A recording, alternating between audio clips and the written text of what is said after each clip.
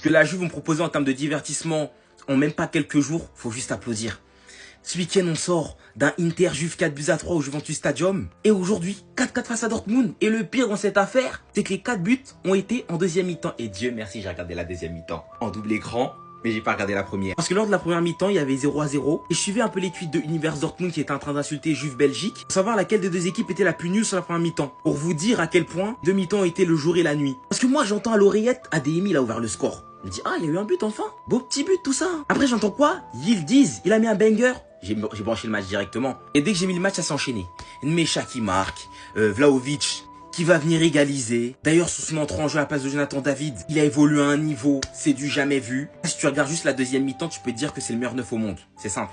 Pour vous dire à quel point il était trop fort. Juste après l'égalisation de Vlahovic, Dortmund va penser gagner le match. Yann Couto frappe premier poteau, ça rentre, je sais pas comment. Ben Sebaini qui va venir frapper un penalty et qui va fumer tous les tickets des parieurs qu'ont misé Guirassy buteur. Après, dans les 3 dernières minutes de jeu, c'est le show de Vlahovic. L'équipe perd 4-2 et reste 3 minutes de temps additionnel. Vient réduire le score sur un centre. Frappe poteau rentrant. Sur le dernier contre, il va t'envoyer une galette sur la tête de Kelly.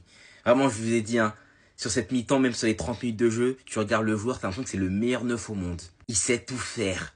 Il glisse ce centre. Kelly qui va mettre la tête. Kelly qui a d'ailleurs marqué lors de l'Inter Juve. Les deux équipes sortent sur un match nul. 4 buts partout. À la mi-temps, les supporters se posaient la question à laquelle des deux équipes était la plus nulle. En deuxième mi-temps, ils se posaient la question à laquelle des deux équipes a été la plus forte. 8 buts en une mi-temps. Et Dieu merci, j'ai allumé le match.